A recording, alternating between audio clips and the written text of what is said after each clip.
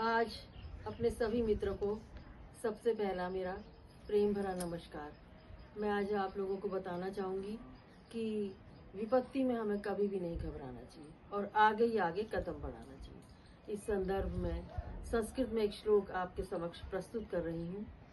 पथि पाषाणा विषमः प्रखराः हिंस्त्रः पशवः परितो घोरा सुदुष्करम खलु यद्यपि गमनम सदैव पुरुतो निधेहि चरणम सदैव पुरुतो निधेहि चरणम। अर्थात हमें हमेशा ही आगे कदम बढ़ाना चाहिए।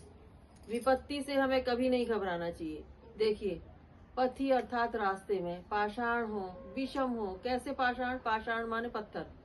वो नुकीले हो, उबड़ खाबड़ हो, टेढ़े मेढ़े हो। हिंस्रा पशवः परितो घोरा, और जंगली जानवर कितने ही जंगल में विषैले हिंसक घिरे हो हम उनसे चारों, लेकिन हार नहीं माननी है। कोई ना कोई रास्ता जरूर निकालना है।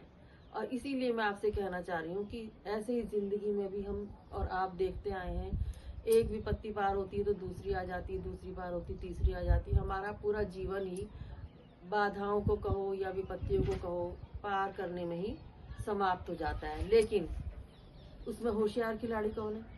होशियार खिलाड़ी वही है जो कभी उनसे न डरा, न झुका, न उसने घुटने टेके।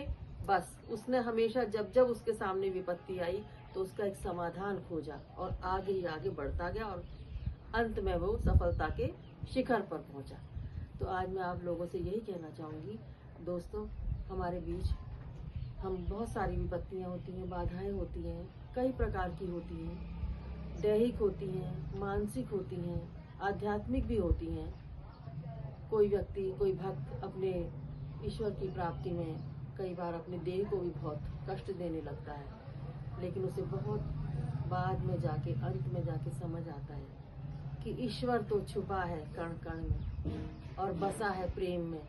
अगर हम सभी जीवों को, धरती पर पाए जाने वाले कीट पतंगे, पौधे, फल, इन सभी को अगर अपने समान देख लें, अपनी जितना खुद से हम प्रेम करते हैं उतना ही इनसे करने लग जाएं, भेदभाव हमारे मन में ना, तो बस ये बाधा तो वहीं समाप्त हो जाती है।